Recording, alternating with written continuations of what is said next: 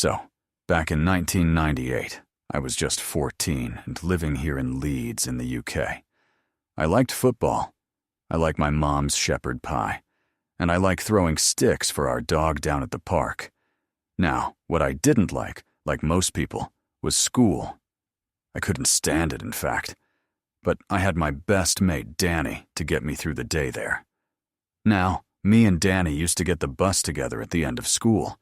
And no matter how much of a bad day I'd had, he'd always find a way to cheer me up. At least until one day, when Danny was suddenly the one who needed cheering up. So, Danny was a good lad. He was never late for school. He did all of his homework on time, and he generally kept himself out of trouble. And then, one day, while walking out of the boys' toilets, Danny accidentally bumped into a teacher named Mr. Carter, sending hot tea all over the front of Carter's nice white shirt. Danny apologized, but Mr. Carter was absolutely livid. Carter acted like he'd done it on purpose, and then sent Danny straight to referral, which was even worse than being given straight detention. He then told the school's head teacher that Danny had deliberately spilled a scalding hot drink all over him. And this elevated the seriousness of the incident to a health and safety issue whereby somebody could have been really hurt. And as a result, the head teacher wanted Danny expelled. Di's parents basically begged the head teacher not to expel him. And in the end, they managed to whittle down the punishment to 2 weeks of hourly after-school detention, including 2 hours on Saturday mornings. Danny said they believed that he hadn't meant to hurt Mr. Carter. But being fully aware of how unfair life could be, they advised him to keep his mouth shut, take the punishment, and put it behind him. Danny's brother, on the other hand, wasn't quite so philosophical about it. Paul, who was almost a whole 3 years older than us, wanted revenge. Although he'd never been personally picked on by him, Paul had hated Mr. Carter during his own spell at school, and having his little brother treated so unfairly, sent him right around the bend. But while he promised that we'd get Carter back, he told us revenge was a dish best served cold. At the time, I had no idea what he'd meant by that. So Paul explained himself. If we rode our bikes past Mr. Carter's house that very same day and pelted it with 24 rotten eggs, he'd know who it was right away. But wait a couple of months and make him think that you're all good and sorry and all of that, and he'd have no bloody idea who it was.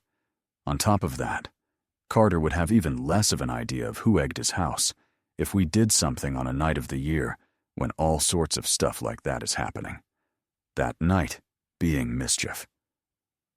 Now, for those that don't know, and to be fair, I didn't really know this myself till I Googled it, Mischief Night is a tradition that stretches back hundreds of years. Historically, it's taken place on different days of the year, depending on which area of the world you're in, but the premise is always the same. The night before some sort of religious festival, kids take to the streets to perform acts of mischief. In the distant past, the mischief involved robbing cabbages from nearby farms, but more recently, in places like the United Kingdom and America, kids throw eggs, or sometimes whole rolls of toilet paper over houses and trees till they're completely covered. It used to take place on the 30th of April. Then I know at one point in parts of England, it used to happen on the night before bonfire night. But these days, on both sides of the Atlantic, the date seems to have settled on the 30th of October, the night before Halloween. And it's this night that Paul picked out for our revenge. Another reason Paul told us to be patient was so he could work out a way of really hurting Mr. Carter. Now, I don't mean physically hurt him. Paul was a good lad like his brother. So, the thought of actually harming the guy never seriously crossed his mind. But we needed a way of getting back at him for picking on Danny like he did. And that wasn't going to work with just a few eggs or some toilet paper. It was weeks before Paul came up with something. But then one afternoon, Paul shared his idea with us, and by gum did it seem like a good. Mr. Carter was into classic cars big time too. So much so that he invested a hell of a lot of money into a first series Jaguar I-PA that he kept locked into his garage. That car was his pride and joy, the thing that got him out of bed in the morning, and we were going to wreck it. It was early October when we started planning, but right from the beginning, we knew it'd be no easy task. We couldn't just break in during the small hours of the morning. Mr. Carter or a neighbor would wake up and call the police. So, we discussed some more silent options.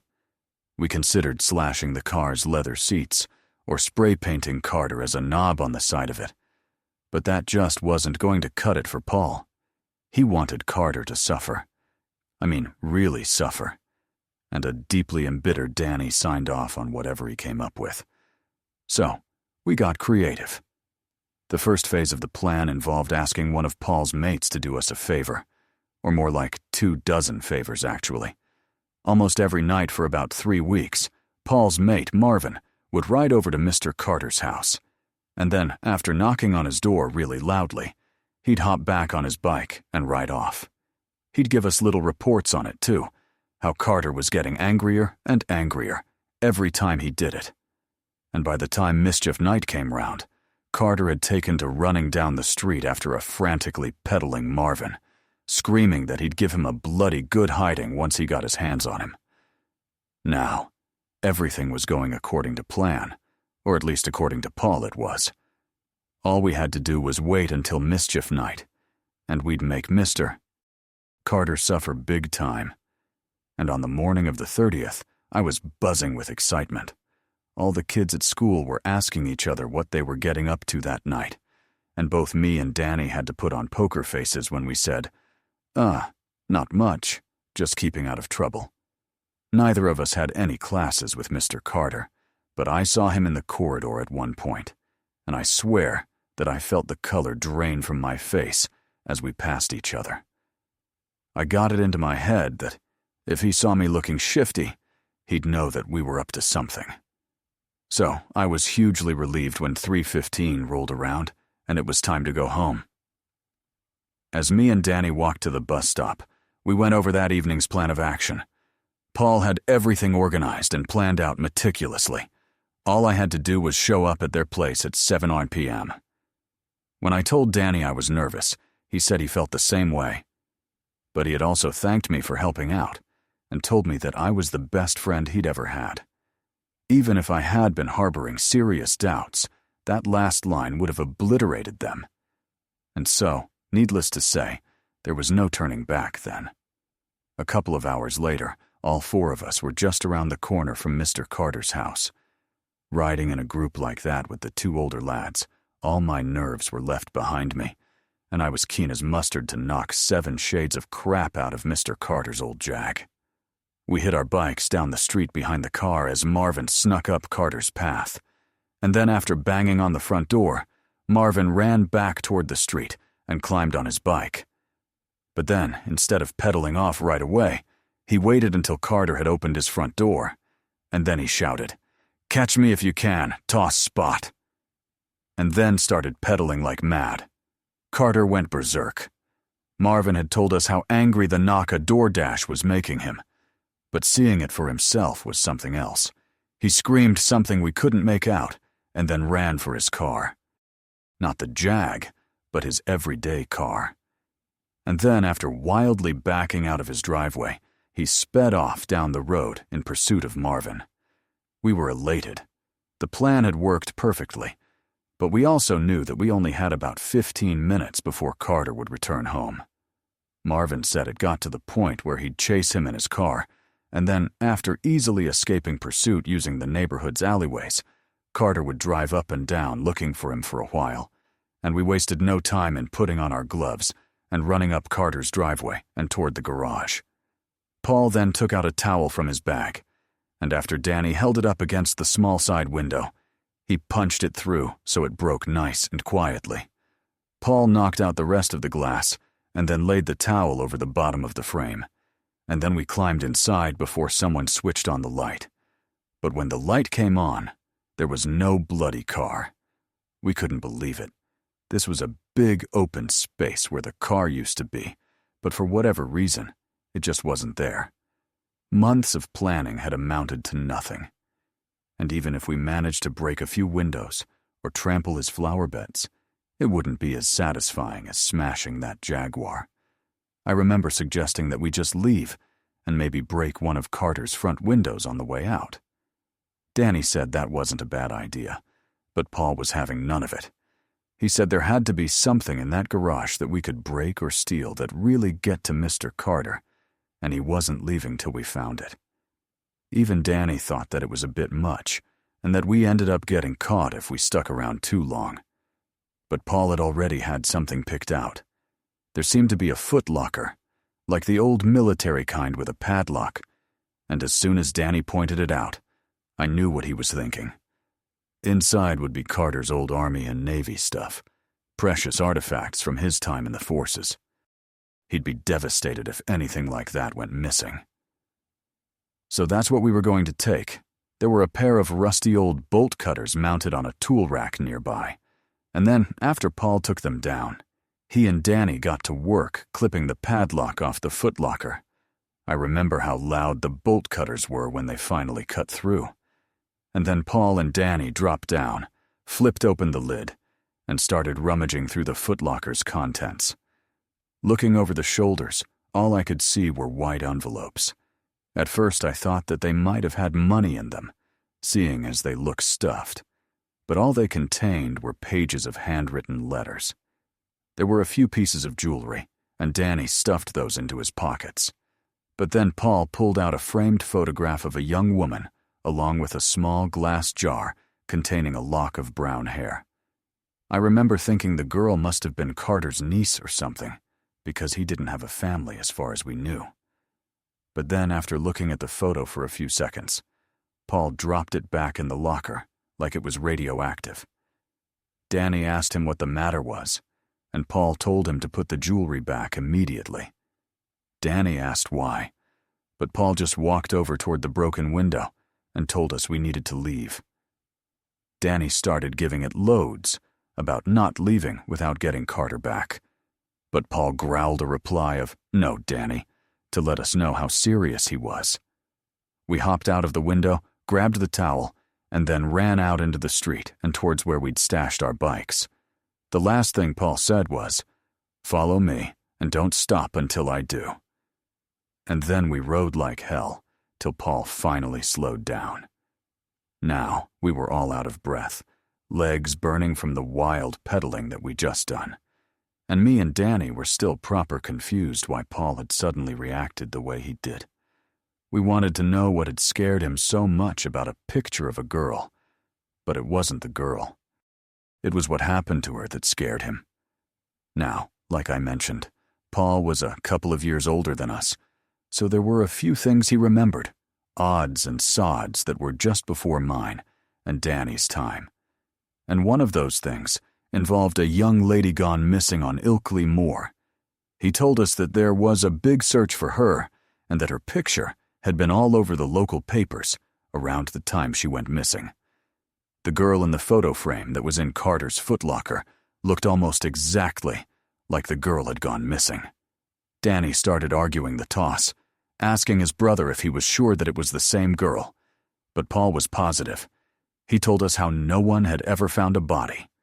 She was only assumed to be dead, but he was absolutely positively 110% sure it was the same girl in the photo, and that lock of hair and those pieces of jewelry had almost certainly belonged to her.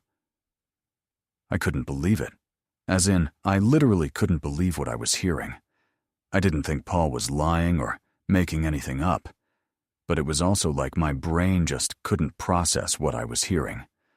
I thought that there just had to be some kind of mistake, that maybe this missing girl was one of Carter's relatives in some capacity, and what we'd seen was nothing but just some keepsake.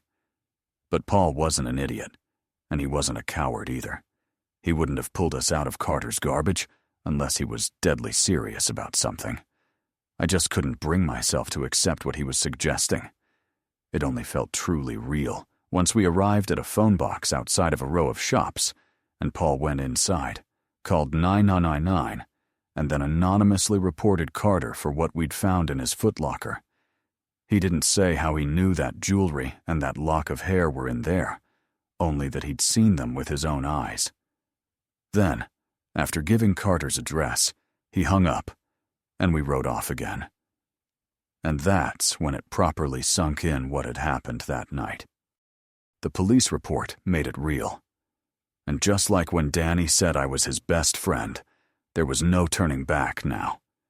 We thought there'd be a ton of police cars outside Carter's house within a few hours, maybe a helicopter and a TV crew.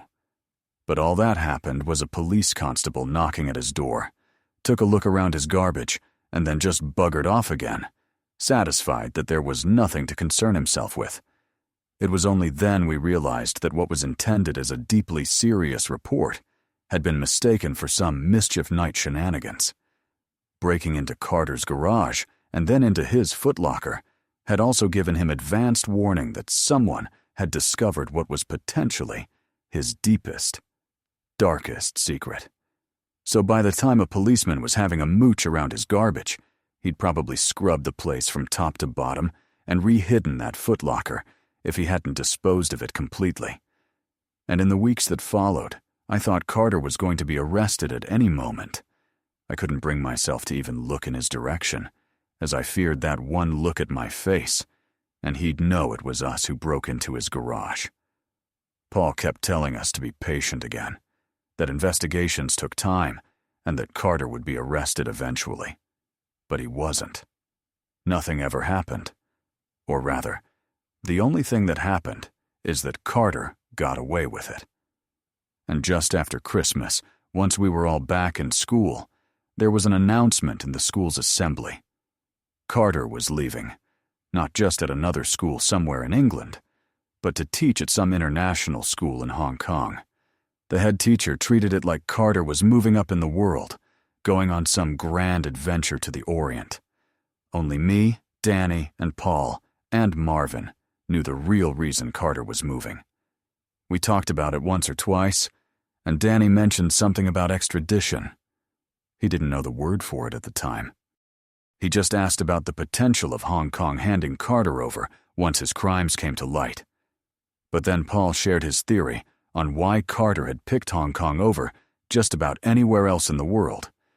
It might have been an ex-British colony, and it might have still had plenty of English-speaking institutions, but Hong Kong had been handed over to China that previous year.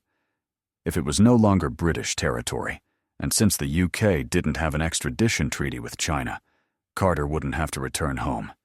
Even if they found a smoking gun on his property, there was nothing the police or government could do to bring him to justice.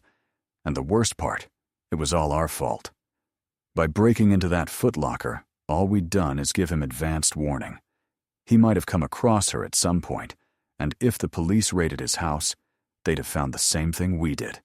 But any chance of that happening, we're scuppered the moment that we decided to cut the padlock off. Smash his car, and maybe the police find the footlocker while they're following up on a vandalism report. But by making an anonymous report on Mischief Night of all the bloody nights, all we'd really done was make sure Carter could escape justice. And to this day, I still feel this deep twinge of shame and regret. Paul had it the worst, what with it being his idea. He got mad and to booze as he got older, and was an out-of-work alcoholic by the time he was 30. People thought he was just a loser, someone who couldn't deal with the everyday working world. But me and Danny know different, because it's the same shame and guilt we only barely managed to fight off that ended up completely consuming him. Story 2. I grew up in a place called Shallow Water, a little northwest Texas town about 10 miles outside of Leech. When I was 19, I had a job at the XFAB plant, and I used to get a ride to work with a couple of co-workers. Every morning, we'd stop at this little coffee place called Hebrews to get some cups of go juice. And it's there that I met a girl named Rita. We got to talking about the donuts, and which ones were our favorite. And then, after confirming she was single, we swapped phone numbers and started texting back and forth. We went on a couple of dates throughout October, and then towards the end of the month. And with Halloween coming up, I asked Rita if she had any plans for it. And she said, that she was headed to a Halloween party up towards the country club, and that if I wanted to go, I could tag along with her and her friends. Now, I was wild about this girl at the time, and none of my friends had any plans outside of sitting at home probably playing PUBG. So, I figured, why the hell not? So, I put together a pretty basic ghost face costume, the same thing that I'd worn a couple of years before. And then, I took the opportunity to show Rita that I actually had some social skills by winning over her friends. It made for a pretty fun night, at least until Rita went to the bathroom, then came back faster, with this very worried look on her face. She said that her ex had showed up completely out of the blue too. He was supposed to be away working on some oil rigs out in the Gulf, but apparently there had been a change of plan, and it meant that I needed to get out of there. In short, Rita's ex was an a-hole, and if I stuck around, there would 100% be a fight once he worked out who she was with. I didn't want to leave, but I also didn't want to fight that guy. So, I said goodbye to Rita and her friends, and then figured that I could slip out without any issues. But then, right as I'm walking down the driveway of this big old house, I hear someone yelling from behind me saying, "That's right. You get the hell out of here before I kick your ass." Now, I looked over my shoulder to see some angry-looking dickwad being held back by his douchey-looking buddies, and he just kept on yelling stuff at me as I turned out of the driveway and hit the road. I intended on walking back to shallow water, which would take a couple of hours, but I didn't mind. I was too obsessed to care about walking all that way, and thoughts of Rita kept me warm before my phone suddenly buzzed in my pocket. It was Rita, and she said that her ex was pissed. After starting another fight, he and his buddies had been kicked out of the party. They were mad as hell, and they intended on catching up with me so they could give me that little ass whooping. Now, I had this gut feeling of, oh. And as I realized that they were driving and I was on foot, it was only a matter of time before they caught up with me. I lost my ghost face mask at the party, but I was still wearing that raggedy kind of black gown thing as I started jogging down the side of the highway. It seems kind of dumb looking back on it, but at the time I couldn't think of anything else that would help. I needed to get home, or at least get out of the area so I could make it harder for Rita's ex and his boys to find me. And so, there I am, jogging along the side of the highway in my Halloween costume. And every so often, I'm looking over my shoulder and approaching cars, thinking, please do not be a Rita's ex. And they all keep passing me one by one until one of them slows down right alongside me. And I think, this is it. I turn to look at the car, expecting to see a car full of jerk-offs ready to kick the crap out of me.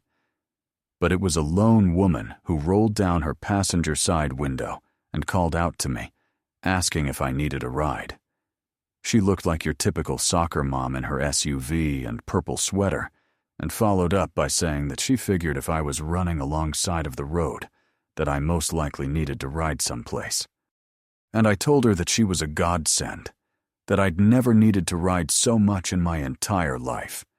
And then after making sure that she was headed my way, I hopped in the passenger seat and we took off down the road.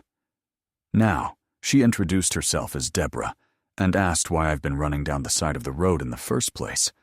I didn't know what else to tell her, so I just told her the truth. I told her all about Rita, how her ex had shown up at the Halloween party that we were at, and how I was running because she texted me saying he was out to kick my butt. I also tied that into why I was so grateful that she stopped for me, at which point Deborah laughed and told me it was no problem. But she did say that's what I got for dipping my toes into the dating pool. Now, I could not have agreed more, but I didn't agree when she said that I should be finding a nice girl to settle down with. I mean, I agreed with the nice girl part, but settle down and get married at 19. That kind of sounded like a nightmare. Now, I only politely disagreed, and she laughed again like she knew I would. And then we just kept on driving while talking about this and that, and we'd already established that I was headed over to shallow water, and Deborah had said that she was going the same way. So when she turned off the highway and started heading straight east, I figured that there had been some confusion at first. So I reminded her of where I was headed. She said that she hadn't forgotten. She just had to make a stop at a friend's place on the way back. Since she was giving me a ride out of the kindness of her heart, I wasn't about to complain about the pit stop.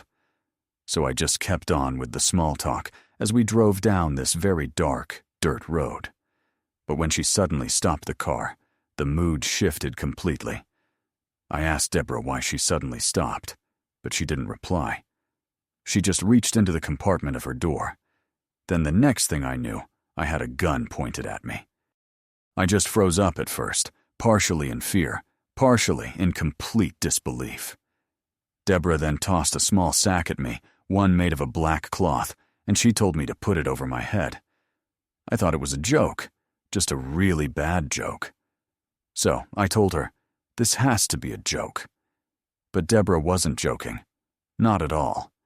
And she said that I could either put the bag over my head or she'd shoot me in the head, call 911, and tell the cops I tried to violate her.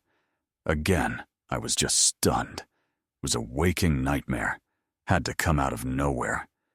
So I just couldn't find the words till she says, "Are you deaf?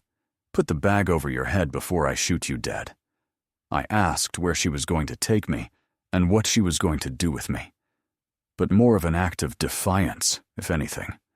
I knew she wasn't going to tell me. It was all just a way of delaying the inevitable.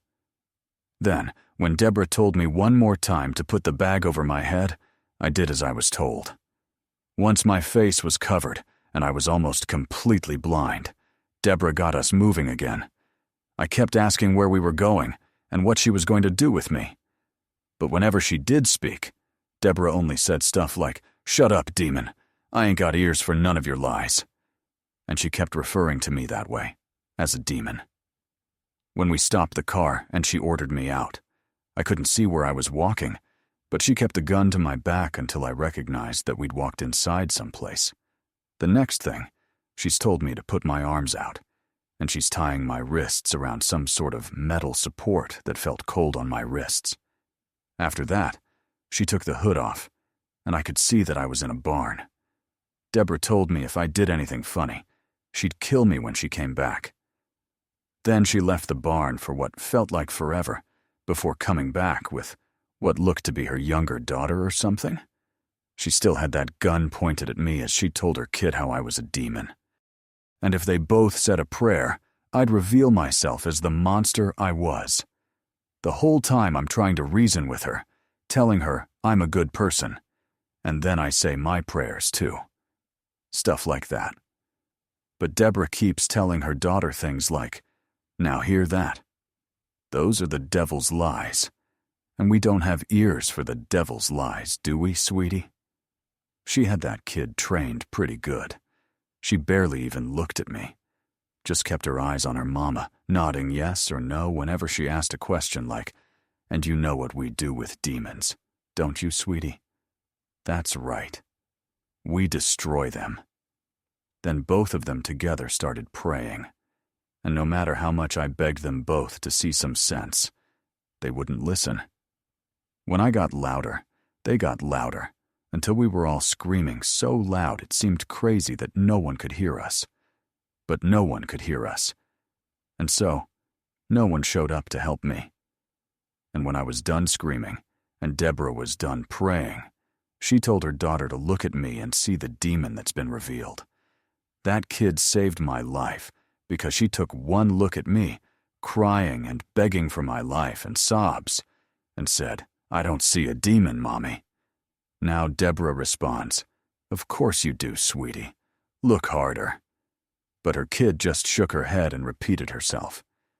And I'll never forget the look on that woman's face when she gave me a kind of second look, or like she looked at me for the first time all over again. She looked like she was studying me, and then she looked very surprised. And then, finally, she looked very sad. She turned to her kid and said something along the lines of, "Mommy made a mistake." And I joined in. Yes, a mistake. as if that's all that happened. Everyone makes mistakes. Please let me go. Please let me go. But again, Deborah didn't seem to listen. Her little girl's eyes were fixed on me, all wide and afraid, but glassy, like she was right on the verge of tears. But Deborah didn't look. Not at first. She just kept saying how sorry she was before offering to take her back inside. I had to wait another God knows how long before Deborah showed up again, still holding that gun and with a black bag in her hand again. I felt this deep feeling of relief seeing the bag, because I knew that it meant that she was going to drive me someplace again, or maybe walk me someplace. Either way, she wasn't going to shoot me. But that didn't mean that she didn't threaten to. She gave me some big speech about how she was doing God's work out there, and how sometimes she made mistakes in identifying demons or devil worshippers.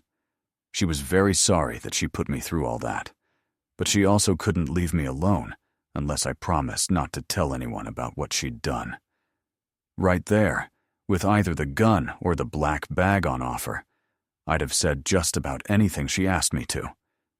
So I promised to God, that I'd never breathe a word of what happened that night to another living soul.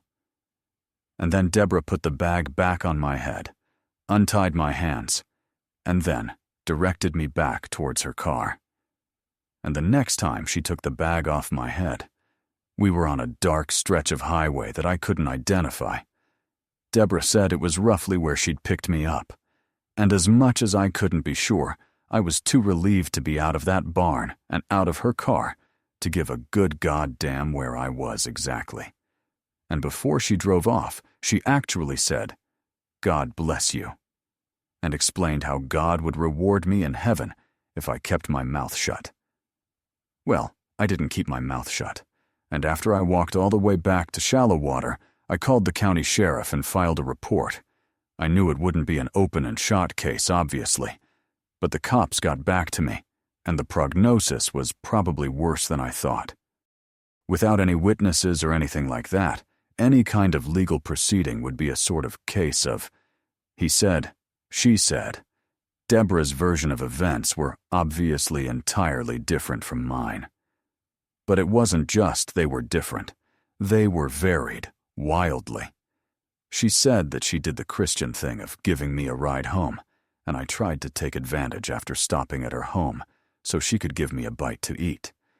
She said that I was drunk, which admittedly I was, and the fact that I've been partying beforehand would look real bad if it was just put in front of a judge. And then, on the off chance that they did manage to pin a charge on her, it might not be anything big like kidnapping.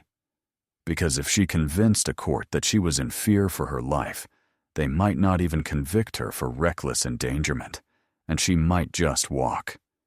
And in the end, the best advice the cops would give me was, don't get in the cars with any more strangers, and to save myself the stress, I just chose not to press charges. Needless to say, I had one hell of a story to tell Rita, and she thought that it was crazy not to press charges, at least until I explained how it might potentially have my name dragged through the mud. If I tried to get Deborah locked up, which wasn't even her real name, by the way, she could make the counterclaim that I was just some drunk pervert who tried attacking her after showing me kindness. This was right on the cusp of stuff like MySpace getting big, too. So, the idea that people could look me up and assume that I was some kind of predator, that would be like a whole second nightmare I had the power to avoid. Sometimes I regret it, especially when I think about her doing the same thing to other people, because I get a sick feeling in my stomach that some people didn't get to walk away. Story 3. So, I'm an Italian-American on both sides of my family, and my dad's side has lived in Brooklyn since the 1930s. My grandpa, Luca, came over on his ship when he was still in his 20s, and as long as I knew him, he was the most deeply Catholic man I'd ever known. He carried rosary beads around with him. He never missed a mass or confession. And he sprinkled holy water in his bedroom every night to protect against evil spirits while he slept. But there was one aspect of his faith that he didn't pay much mind to, and that was the obligation for pilgrimage. My maternal grandmother always prided herself on her visits to the sanctuary of the Madonna Dorito and the Mont Sant'Angelo, but Grandpa Luca had absolutely no intention of returning to Italy for any reason whatsoever. During one of the many conversations I had with him, I asked him why that was, why a man so proud of his culture and cuisine could be so averse to seeing his homeland again. He replied that as much as there were things he disliked about America, it was a new place where the things of the old world couldn't follow him. I was never quite sure what he meant by that, if it was heartbreak or debt or the mafia that drove him to America. But one day when I was old enough, he saw it good to actually tell me a story, and I realized why he'd stayed so quiet about it in the past. So, born in 1911, Grandpa Luca was 11 years old when Mussolini and his fascists came to power. He grew up in a very poor area of southern Italy, a place where the fascists had a lot of support. So when Grandpa turned 17, he was proud to enlist in a very prominent paramilitary organization. I don't want to turn this into a whole history lesson, so I won't go into it too much in detail regarding which organization Grandpa joined. But let's just say it was a very brutal, very fanatical one that ran their own secret prisons on behalf of the state. And being a dictatorship, the government had to disappear a lot of people to keep hold of said power. But they also needed a place for these people to disappear, too. And that's how they ended up setting up their own secret prisons around the Italian countryside. My grandpa was young and keen to do his part for his country, and he never envisioned himself guarding the jail cells of artists or poets, but he never complained either. And then when he proved himself capable, he got moved to a place where more dangerous prisoners were kept. And these weren't just prisoners of conscience, and some of them were hardened partisans who'd taken up arms against the state. But there were other kinds of prisoners too. You see, one of the ways the fascists kept their grip on power was by partnering with the Catholic Church. But this partnership had its conditions. The church had to tell everyone that Mussolini was a good guy. Then in return, the fascists would wield their power to crush the church's enemies. But who did the Catholic Church call its enemies? Well, to put it bluntly, religious cults. And when I heard cult, I thought of the Branch Davidians at Waco or Jim Jones and company drinking the Kool-Aid down in South America. But we only heard about the bad religious cults, and there happen to be some that aren't nearly so sinister.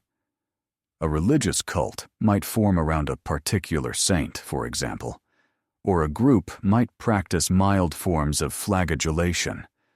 The latter is all well and good if it's sanctioned by the church. But if it's done without strict adherence to doctrine or without their explicit permission, it's considered a grave sin. And as much as they probably like to, the Catholic Church can't just go around arresting and detaining people for committing sins. But that's where the fascists came in, thugs who would do things that would get their hands dirty. Instead of poets, artists, and resistance fighters, Grandpa found himself guarding the cells of sweet old priests or harmless hermits who posed a threat to the church's control. It seemed almost every day some harmless old fruitcake was dragged in, broken and bleeding. And every single time, my grandpa would wonder why. But then came the day when they dragged a man in with no name. And Grandpa didn't wonder anymore. Even the most withered and isolated hermits gave a name when beaten hard enough. But this man, who was stick-thin and with long black hair, only said, "I don't have a name." Even after a time in the prison's torture chamber, and since he headed up one of those more sinister cults I mentioned earlier, who practiced ritual slaughter on All Hallows' Eve, he was considered a very dangerous man. And so, unlike most of the prisoners, who were kept in large and communal containment areas, the man with no name was kept in constant solitary confinement. And for the first time, Grandpa Luca understood why. The man with no name had a dark, almost nauseating aura about him, and it was said that he'd done terrible things as the leader of his cult. So for the first time in a long time, Grandpa understood the need for such stringent security, and he was glad for it.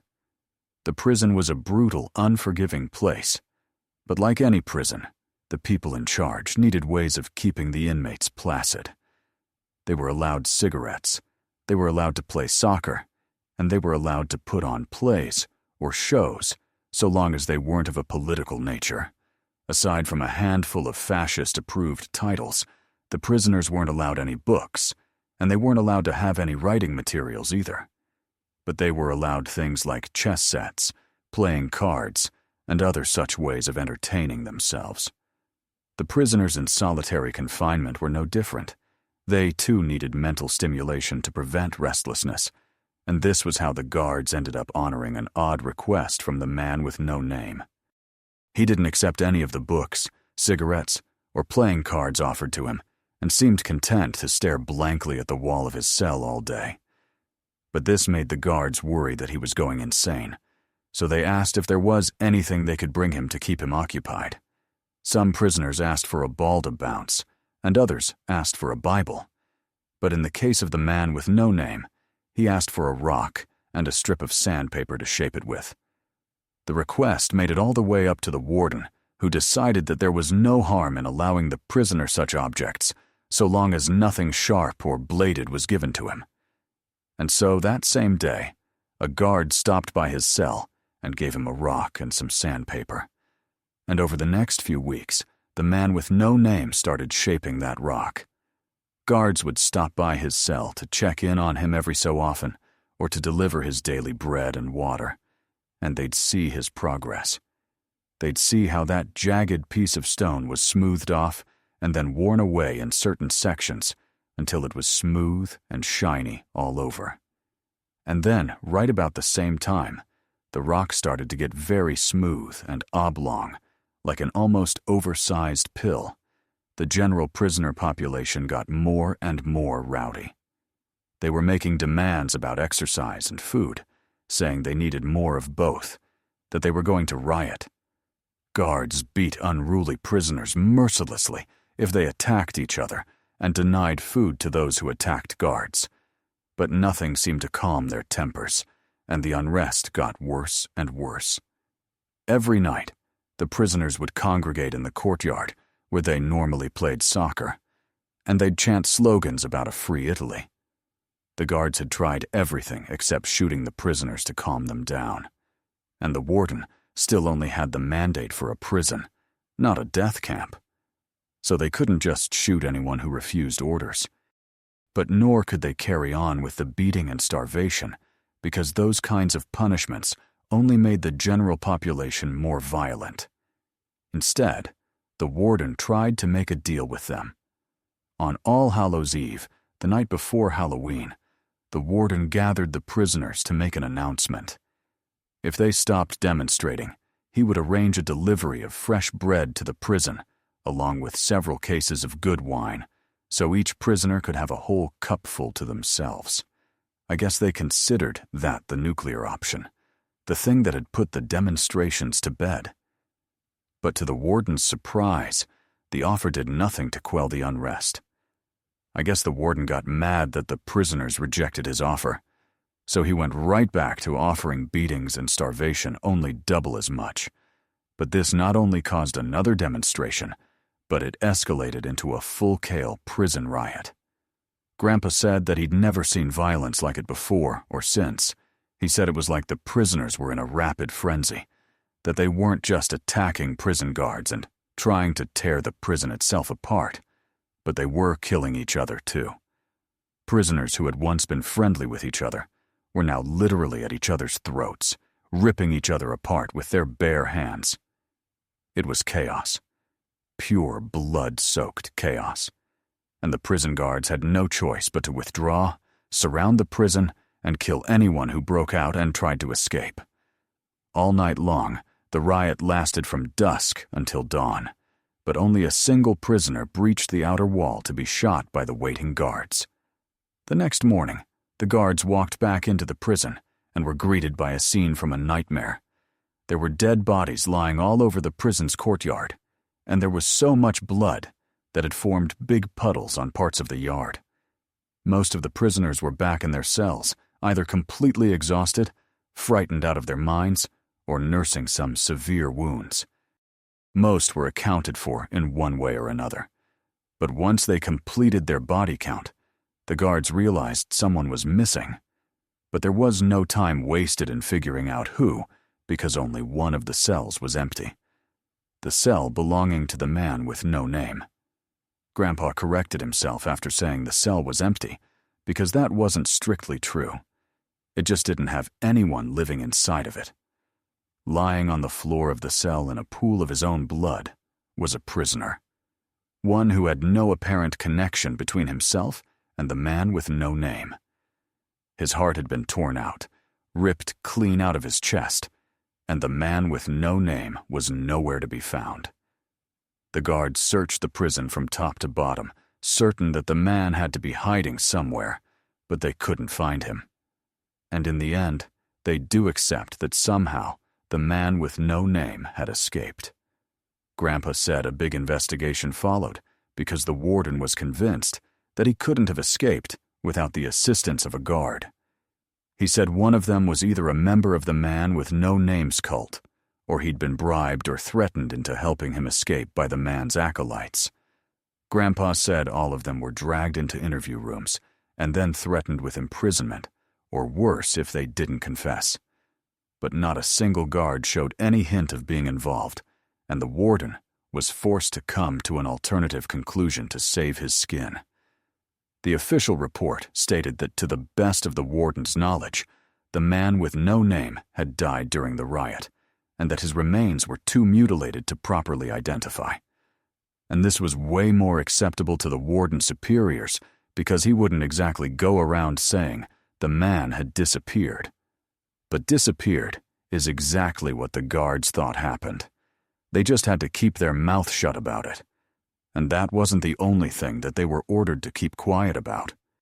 Some of the guards started saying that the unrest only started happening when the man with no name took to shaping that stone of his, and how it got worse and worse as the stone got smooth and then started to take shape. One of the guards added that on the morning of October 31st, the man finally completed his little project. He turned that jagged rock into a small but perfectly formed figure of a man. And hours later, the demonstrations turned nasty. The warden had his offer rejected, and that terrible slaughter had started. And such things were not allowed to be discussed, and nor were the guards permitted to leave or transfer their posts, lest somebody suspect that the warden's version of events be anything less than truthful. Grandpa realized that if he was going to escape his life as a prison guard, he'd have to escape the entire country. And so that's what he did. He went AWOL, smuggled himself into France, and then was on a ship headed for New York by his first week of December. He spent his first Christmas in New York alone and not being able to speak English. But he didn't mind, because America was a place where the things of the old world couldn't follow him. Story 4. I could get in a lot of trouble for posting this, so I'd like to remain as anonymous and nondescript as possible. Now, I'm sorry if this gets annoying while reading this, but I'm confident you'll understand my reasoning once you reach the end. So, I work as a teacher in an English-speaking country, teaching 7 to 11-year-olds. And let's just say that I've got a few years' experience under my belt. I have no regrets. I love my profession, and I'd do it all again in a heartbeat given the chance.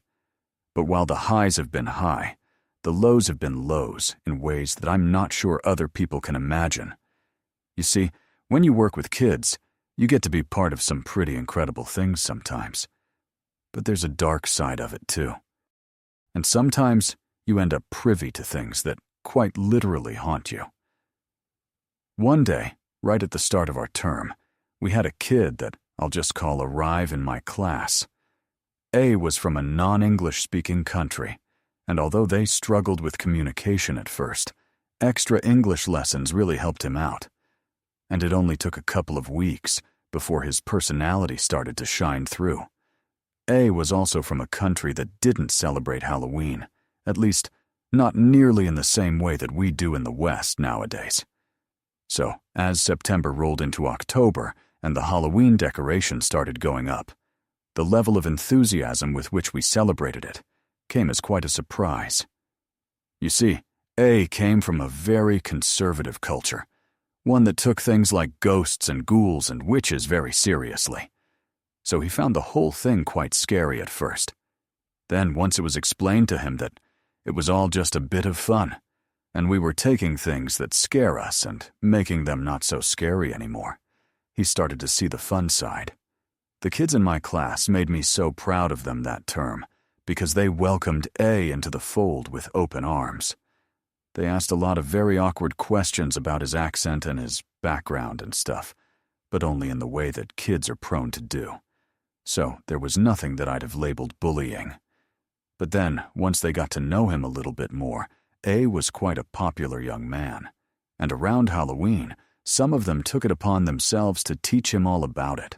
They taught him about vampires, about zombies and werewolves. But the creature A found particularly enchanting was that of Dracula. I asked him why, and he said he liked the idea of staying up all night and being able to turn into something that could fly, i.e., a bat. It was adorable. Seeing him bonding with his peers and conquering his fears all at once. And having him really enthusiastic about a new thing was great for his English. Slightly odd that some of his first advanced English words were things like undead and trans, but whatever it takes, I suppose.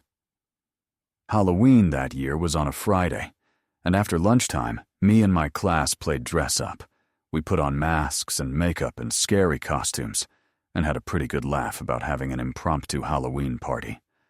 I wore a pair of plastic fangs that I bought, and a torn bin liner as a cape. And then he spent the whole time creeping around and hissing at the other kids from behind his shiny black plastic cape. They thought it was a riot, and once again, Ahmad's was a joy to watch. Then at the end of the day, he insisted on going home, still wearing his cape and fangs. I told my boyfriend about it that weekend and agreed that A sounded like a really nice kid. And then come Monday morning, I was excited to find out his little vampire routine had survived the weekend. But A wasn't in class that morning. We had to have the headmaster call his family at home to find out where he was, and it was only then we found out that he was sick. The headmaster asked his parents to make sure they informed us of illness in the future, and they said, "Sure, fine, no problem." And then that was that. The next morning, A still hadn't returned to school, so his headmaster called his family again to ask for an update. Their English wasn't fantastic, but they could speak enough to get across that A still needed bed rest and would return to school as soon as he was able. Again, this was no problem.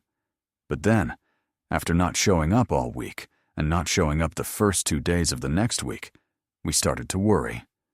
The headmaster placed a third call to A's family, but after he got the same response of he's sick and needs bed rest, the headmaster asked if they had taken A to a doctor. His parents said no, they hadn't taken him to a doctor. But the reasons for not taking him were lost in translation.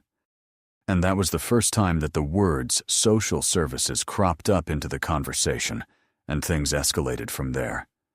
A full 2 weeks after A was absent from school, a social worker knocked on the door of his family home. The same conversation played out again with the social worker being told that A was sick, and the social worker asked if she could come inside to see him, but A's parents refused. The social worker said that she had the power to come back with a police officer, and they'd be arrested if they barred her access to A. But either they didn't understand what she was saying, or they didn't care. In an ideal world, the police should have gone over to the house immediately to perform a wellness check. But red tape meant the social worker couldn't get a specially trained member of the community outreach team until a full 3 weeks after Waya's initial absence. And then, and only then, could they access A's family home, and what they found inside must have shaken them to their very foundations. A was lying in his bed, nothing more than skin and bones. There was evidence his family were trying to take care of him, but he was still dangerously ill. So after an ambulance was summoned, A was rushed to the hospital, and upon his arrival, there was a mad dash to find out what was wrong with him, because he really was on death's door, with him being so skinny. But doctors soon worked out why he was so ill. I hadn't eaten in nearly 3 whole weeks, and had only been given the bare minimum of water to keep him alive. Once they realized it was a case of starvation, A was nursed back to health, and the police moved to arrest his parents. But from what I heard, A's parents behaved unlike any the police officers had dealt with before, at least when it came to child neglect cases anyway. They seemed like good, hard-working, honest-to-God people, and they were absolutely devastated that their son was so ill. But when the police asked why A was so malnourished, his parents couldn't understand what the issue was. In their view, they'd done the exact thing a local holy man had advised them to do, which was feed A as little as possible in order to starve the demonic spirit that had possessed his body. And I can only imagine how stunned the people were when they heard A's parents say that. But say it, they did. They were absolutely steadfast in their belief that their son was possessed by a demonic entity. And the first clue that they gotten was his sudden and intense interest in the macabre. They went to that local holy man that I mentioned, and he gave them their assessment, and then they did what they thought was best for their son. But in reality, it almost killed him.